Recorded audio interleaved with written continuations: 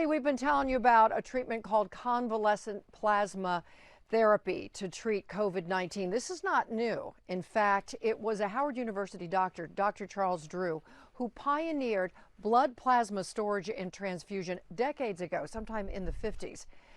News 4's Corey Smith talked to Dr. Drew's grandson about his grandfather's enduring legacy and the challenges that would still frustrate him today.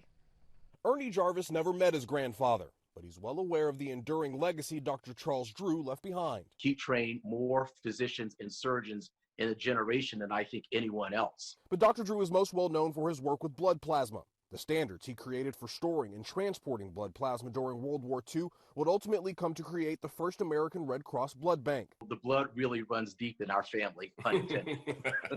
Jarvis says recently the COVID-19 pandemic has conjured up memories of his grandfather. The potential for plasma from recovered COVID-19 patients being used to treat the sick would have fascinated his grandfather, while the virus's disproportionate impact on African Americans would have frustrated him. I think he would be at the forefront of both research and advocacy in closing the disparity.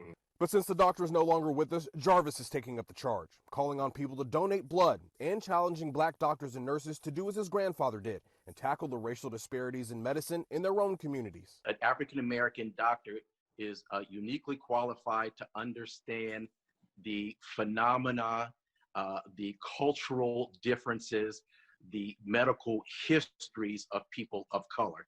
And there's a high level of trust between an African-American doctor and a patient.